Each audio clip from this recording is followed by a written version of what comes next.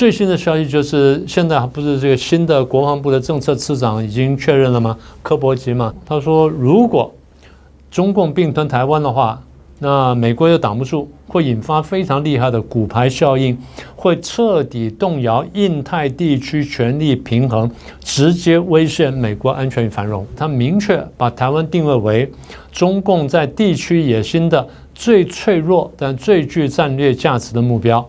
我们把它翻成简单易懂的白话，台湾对中共来说最具战略价值，但对美国来说最脆弱、最需要保护。各位观众朋友，大家好，欢迎收看《正经最前线》，无马看中国，我是主持人张国成。这个年底美国五角大厦最高层级的战略指导文件叫国防战略报告就要出炉了。那根据这个媒体最近有一些报道，就是说呢这个今年的这个国家战略报告呢要以保护这个美国本土跟西半球为优先的要务。这看多年来美军以这个中国威胁为核心的战略任务形成了一个比较鲜明的改变。那当然这个消息呢也引起各方广泛的注意。目前呢就我个人的了解是，不管是白宫也好，还是五角大厦也好对此还没有评论。不过这到底会不会有可能然后如果可能的话，影响在哪里？如果不可能的话这个原因又是什么？我想这个呢还是非常值得我们来关注。所以我们今天还是请到国际政治的最权威、两岸问题专家国立台湾大学政治系闵居正闵老师来跟我们解说这个问题。主持人好，各位观众朋友大家好。好的，我想这个非常感谢老师来到这个我们节目跟我们解析这个非常重要的问题。那最近呢，刚好大家知道这个中国的这个93大阅兵刚结束这个独裁国家领袖齐聚一堂有人半开玩笑说，如果这个时候呢来个外科手术式的切除那国际问题解决办，对世界可以说安静很多了，就达到这个世界选美小姐的人的期望，世界和平，对，因为这么刚好聚集的这么完整可以说几乎都到了不过当然是一个这个开玩笑了，不过也预示着现在世界局势的确已经泾渭分明了。那这个既然呢是这样子的话，有人说呢，美国的这个2025年的国防战略报告翻转了这个美国常年的准备要抗中的做法，保卫美国本土跟西半球的这个优先。那有人认为说，这样会不会这个威胁到整个亚太还是台湾的安全让这个中国呢有机可乘？那是不是请老师呢给我们解析一下？应该这样说我们目前没有看到全文，然后现在看到是部分媒体这样讲，但是的确我们看到有不同的报道跟不同的讯息，我们等一下慢慢说。我觉得可能性不高，比较可能什么呢？在原来的架构下面，比较大幅度的提升了注重美国本土跟西半球的安全，是这个可能性比较大。但是你说这样就放弃了台湾，或者说台湾重要性大幅降低，我想他们不敢走到这么远。我们等一下详细讲就很清楚了。所以在这个呢，我就这样讲这个新闻我们当然应该关切。我们一直讲，身处台湾呢，你不能不理解国际局势，尤其你不能不理解跟掌握大国的这些政治动态或政策动态。不过，你若单方面炒作这个美国因为关注自己，所以就放弃台湾或者忽视台湾，比较像是一个以美论的新的版本，所以我不太相信如此。不过，为什么我们这样讲呢？因为我们现在其实我们过去节目也谈过，我们看到不同的消息我先谈最新的这个。最新的消息就是，现在不是这个新的国防部的政策次长已经确认了吗？柯伯吉嘛，是。柯伯吉在这个过去传统以来呢，他在美国智库啦，在美国政府里面也都待过了，所以外界对他是有了解的。他在2021年就写过的 The Strategy of Denial， 中文翻译叫拒止战略。他讲得非常清楚，他说如果中共并吞台湾的话，那美国又挡不住，会引发非常厉害的骨牌效应，会彻底动摇印太地区权力平衡，直接威胁美国安全与繁荣。除非他改变看法，除非改变看法。如果不改变看法的话，那他只会落实这件事情，而不会翻转这件事情。然后在这个前提下面，他明确把台湾定位为中共在地区野心的最脆弱但最具战略价值的目标。我们把它翻成简单易懂的白话，台湾对中共来说最具战略价值，但对美国来说最脆弱、最需要保护，这样够清楚了。所以我们等一下还可以谈到别的一些论据了哈。至少因为为什么我们谈柯博金呢？一方面他是这个国防政策次长，二方面现在外面传说这份新的美国战略2025的美国国家战略，他是起草人之一，所以他的意见又听说很大程度被吸纳进来，所以我们从这地方切入呢，大概比较给各位一个比较明确的图像吧，明确的方向吧。是的。我想呢，这个刚才老师呢很详细的跟我们这个提纲挈领的介绍了这个，如果呢这个美国的新的这个国防报告这个可能会怎么谈，尤其是呢他的这个主要的这个负责人起草人之一这个美国的这个国防部的次长柯博吉呢，其实向来呢是一个亚太专家认为这个中国的威胁是非常严重的重视台湾其实也就是重视美国自己的利益。对，那么这当然呢也有一个非常重要的原则，刚才老师也给我们提示了，就是有可能增而不减就是增加了这个对西半球的重视比如说最近美国派这个部队到委内瑞拉海岸去扫毒那这显然反映了一种新的战略的作为跟方向，所以有可能这个部分放进去了。但呢，这个也不意味着就是这个一定呢要把这个台湾或者是这个亚太的这个重要性呢就明文的把它降低了。那而且呢，从拜登政府以来呢，到现在呢，我们会看到美国的这个亚太政策呢，其实还是朝着这个围堵警戒这个中共的对这个形势的改变改变这个现状的作为在做的。他们叫单方面改变现状，是单方面改变现状。那是不是也还是请老师呢把我们再这个详细的再解释一下？对，所以我们刚才讲说这个。他不管上一任也好，或者本届到现在为止才几个月而已嘛，才半年多一点点。他的做法都很明确，而指向也非常清楚。我们很快说一下。第一呢，他调停乌克兰战争，大家说他放弃乌克兰，今天乌克兰就明天台湾。我说不是，我刚好相反。今天的乌克兰绝对不是明日台湾，而且今天放下乌克兰是把乌克兰呢用激将法呢丢给欧洲，然后他要全心全意回来对付中共。我们当时这样讲。大家不太相信，那后来的指向非常明确了，他又说要取得要什么并吞加拿大啦，然后又说要取得格陵兰啦什么等等，大家说他神经病，他帝国主义，那最后讲了半天，大家说看懂了，原来他要防卫中共，然后对加拿大、墨西哥征税，大家干什么？原来打击中共习产地。好了，还没讲完。卢比欧在国务卿的那个任命一确定没多久呢，就出访了。出访的第一个对象就是巴拿马，谈什么？谈巴拿马运河，这是前面说的。所以谈完之后没多久，巴拿马就说我退出“一带一路”，然后呢，长江合计传出消息，巴拿马运河港口要卖掉了，然后美国要准备进来买。当然最后呢，中共好像又派了一个什么公司也进来参加点什么等等的。好。那再来就是晶片的问题或高科技的问题，大家这边吵闹不休的，突然间魏哲家进了白宫了，然后在这边做了讲话，川普笑到哇，真的叫见牙不见眼，然后说他是这个今天在房间里面最重要的人啊什么等等啊。完了之后呢，就是辉达晶片的问题 ，H20 的晶片的问题，到 H100 晶片的问题，相关的就是AMD 的晶片数字风的那些东西能不能卖到大陆去，然后那个。艾斯摩尔的那个东西呢，艾斯摩尔的东西呢，能不能卖到大陆去等等。好，这事情还没闹完呢，出来关税战，4月2号呢开始打关税战，打击习产地。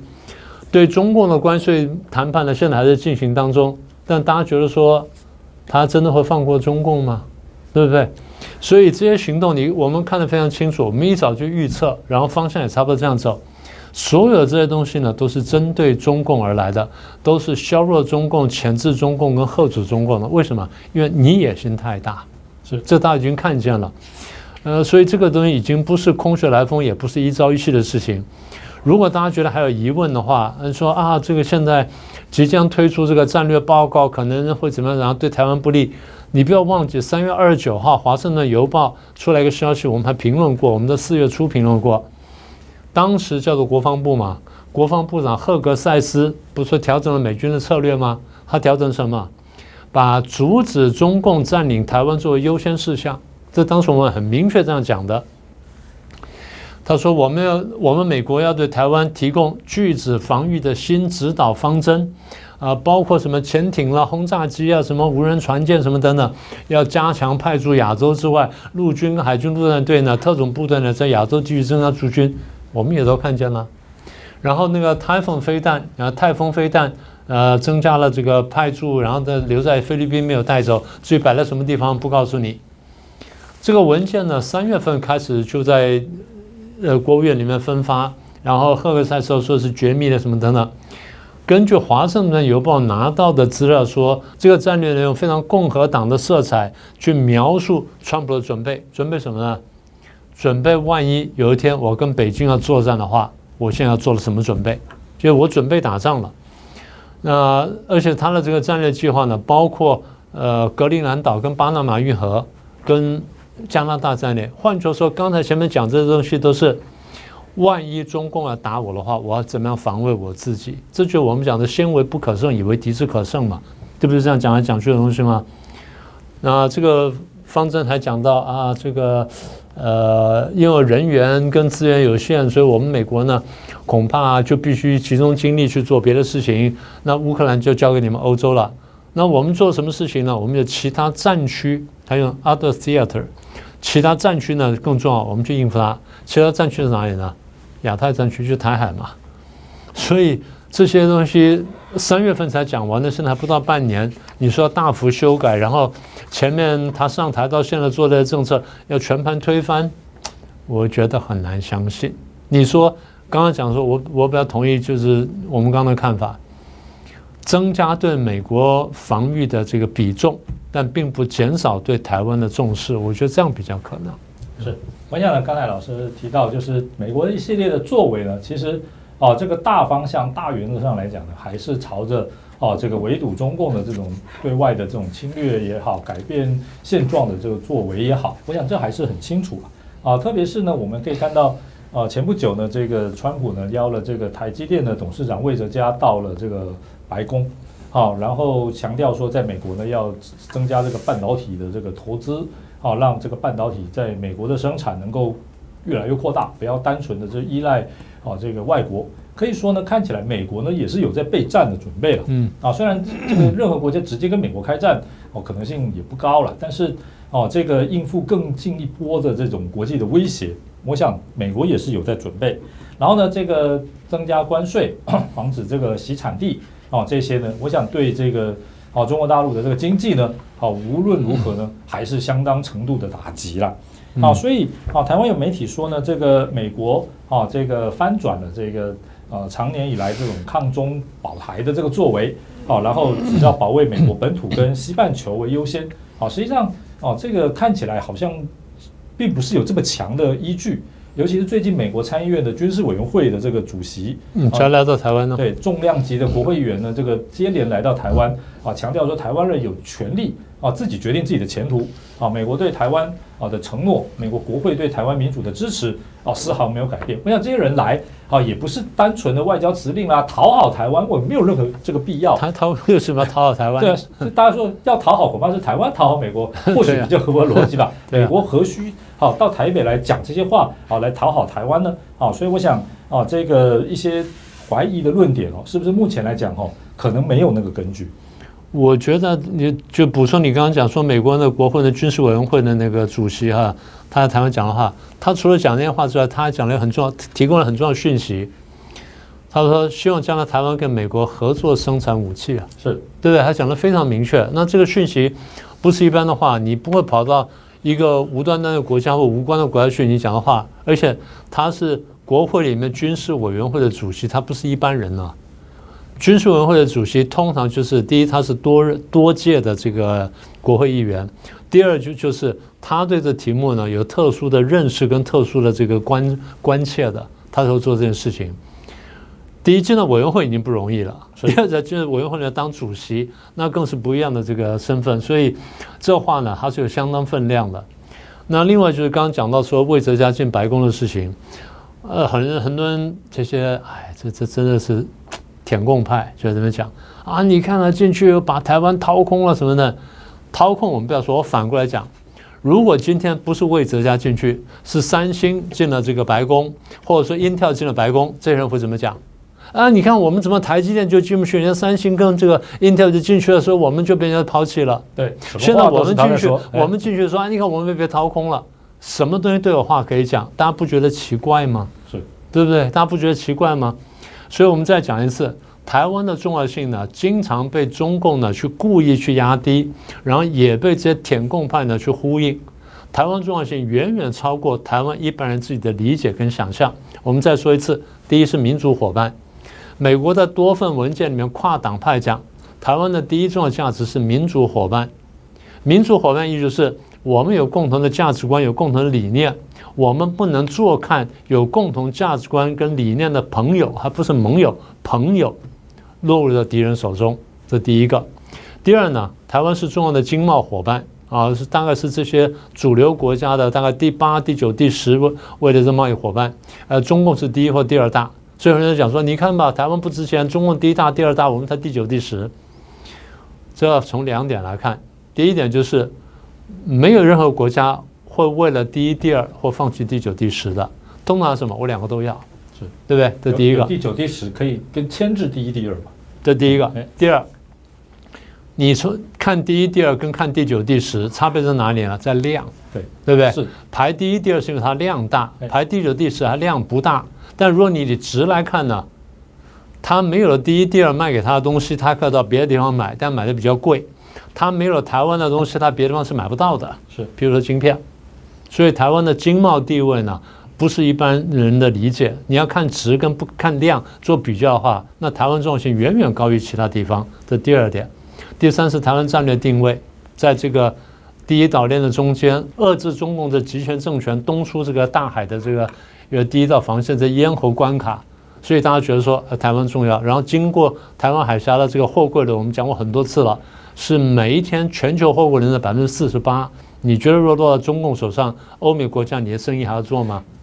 那晶片呢，讲起来呢，当然我不是说这不重要，那这加起来就是加成效果嘛。更重要的是什么？象征意义。如果台湾丢掉的话，那美国在亚洲不用混了，对不对？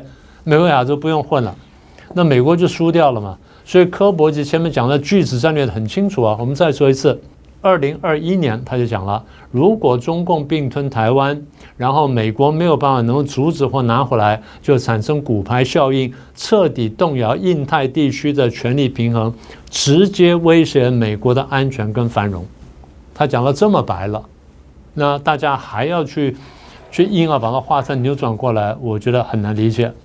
所以其实在2022年这俄乌战争开打不到1个礼拜，我们在节目上就讲过，我说其实在我看起来，我认为美国的战略排序做了调整。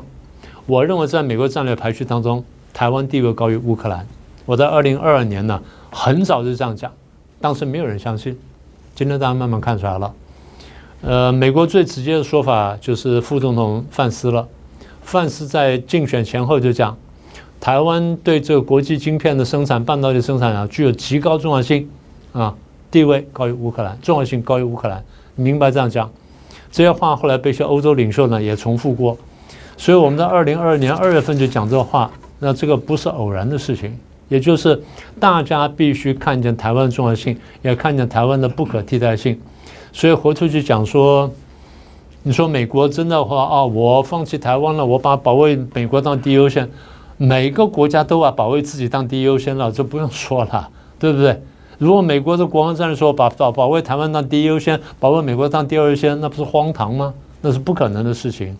所以我觉得可能是语句的问题，但是你说啊，台湾因此而轻忽了或降低台湾重要性，我觉得如果美国那样做的话，那美国要犯很大错误。是，我想呢，这个老师的说法呢非常的中肯啊，就是就这个美国自身利益看起来的话呢，放弃台湾其实对他自身利益也是不利的。是的，很多人说这个美国为了他自己的利益如何如何，实际上如果站在美国的角度，美国自己的利益呢，其实反而不要放弃台湾啊。所以如果他放弃了，像刚才说，那他犯很大错误了啊。当然重大错误，重大错误。当然国家呢这个也不是说100%都非常理性，也有可能犯重大错误。我们也要居安思危提防这个最坏的状况。所以呢，万一了万一真的这个美国的国防报告呢强调这个我要保卫美国本土跟西半球，然后呢这个台湾的重要性呢这个在里面呢用任何形式表述，就是这个相对来讲被解读为比较降低这当然可能性不高了但是万一呢真的还是有这么一点可能出现的，那还是想请教老师说，那台湾要怎么自保呢？自保的问题我等会来回答你。我先举一个前例美国过去有没有这种改口的情况？有，韩战。是对，你一定记得很清楚。那个时候，美国国务卿呢叫 Dean Acheson， 他在这个1950年吧，1月份，好像是1月12号左右吧，在华盛顿的记者俱乐部就给了演讲，说中华民国不是沦陷了吗？然后这个大陆沦陷了，记者就问他，那我们现在怎么办？他说，那像是一个大树倒下来，满天灰尘飞舞，然后等等，然后不能怎么样。我们进去也不能做什么，也不能干什么，所以记者就问说：“那我们的政策什么呢？”政策就是我们要固守呢，从阿留申群岛到日本，然后再到这个菲律宾呢，然后再到什么这个第一岛链。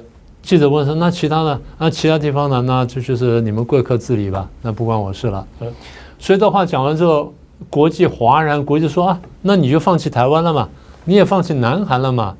所以后来呢，这史学家就认为 ，Dean Acheson 的讲话呢，等于是对共产侵略发出了邀请函，北韩立刻决定打南韩，中共立刻决定打台湾。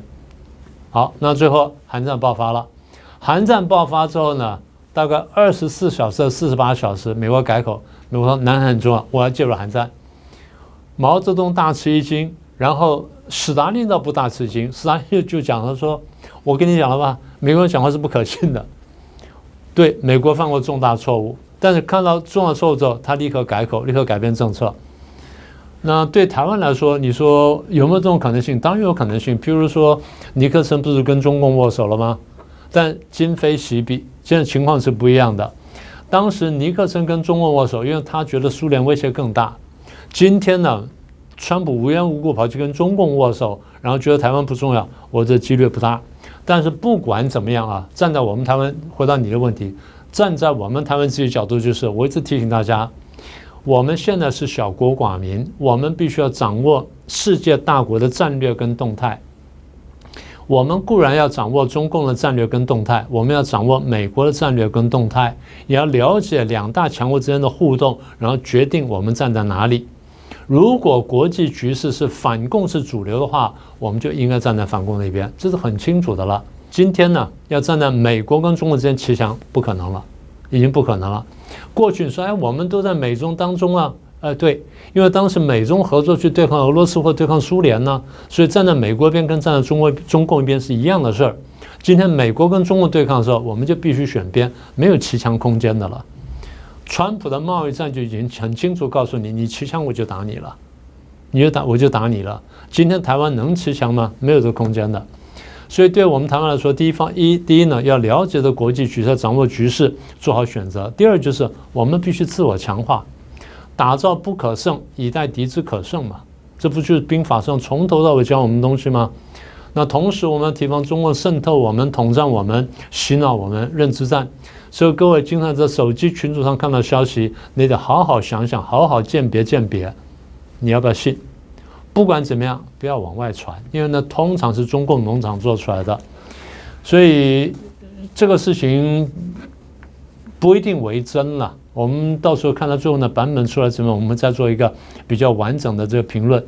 但是我们可以晓得，就是在但是真正的版本出来以前，一定台湾有很多人呢，在那或明或暗在那搞，在那在打击我们自己的士气啦，打击我们什么？也就是其实不管是主观怎么样，至少客观上帮中共打了认知战，这点我们必须看见。所以台湾的朋友们要想清楚，要看懂。另外就是我要奉劝那些自己以为是亲中，其实是亲共的朋友们，你不要以为你现在是在帮中国在打台独，你是在帮中共打击中华民国，你得把这个问题想清楚。中共跟中国分不清楚，中华民国呢跟这个台湾，你要不抓得很准的话，你当然会犯错误。所以这些问题呢，我想我们同岛一命呢，大家得真的好好想想。那么国际的华人呢，也得好好想想，你真的看见是中国的崛起还是中共的崛起？对，中共阅兵展示了很多武器，看起来是雄赳赳气昂昂。你知道中国老百姓付出了多高的代价？他如果没有那些武器的话，中国老百姓生活会改善多少？你到底追求什么东西？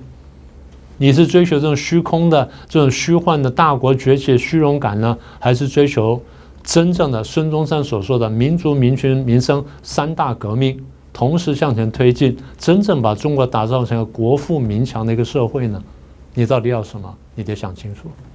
是，我想呢，刚才老师呢这个非常这个精辟的跟我们解释了，就是真正这个民主呢还是要靠自己捍卫的。是的所以呢，像这些渗透认知战这些东西其实呢这个是台湾人自己要去警惕的。不然呢，就像这个共产党常讲的，堡垒是内部攻破的。这个美国再怎么协防台湾人自己要亲共，我相信这个恐怕也很难阻止，很难。尤其是刚才老师也提到说，这个美国参议院军事委员会主席来到台湾，特别说，以后将来可以合作生产武器我认为这个很像在这个1970年代的初期这个大家都知道尼克森呢要联中制苏嘛所以呢跟中共呢改善关系签了上海公报接下来叫关系正常化那这个大家都非常紧张，想说这个台湾的中华民国就要被抛弃了。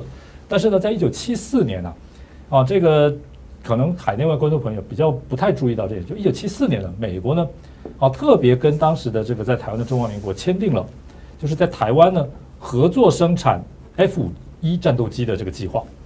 在当时来讲 ，F-5是非常先进的飞机了，而且呢，在其他国家合作生产也是第一个。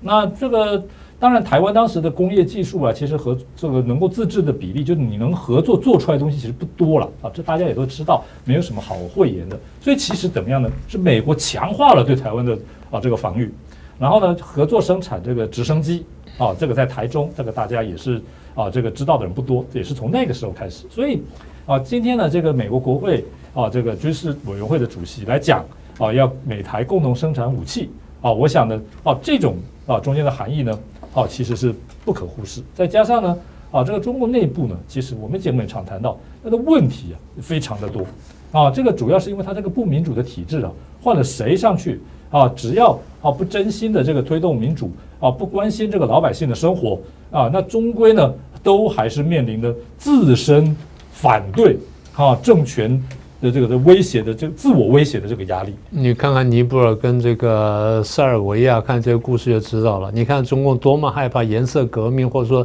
什么茉莉花革命，就知道了。这些问题呢，你颜色革命、茉莉花革命，台湾有什么感觉吗？没什么感觉。但中共如临大敌，你就晓得说他到底是对谁产生了警示嘛？是，对不对？而且还有苏联嘛，对，我们看到，苏联这个是世界上第一个共产国家，那国土面积是世界最大，横跨欧亚。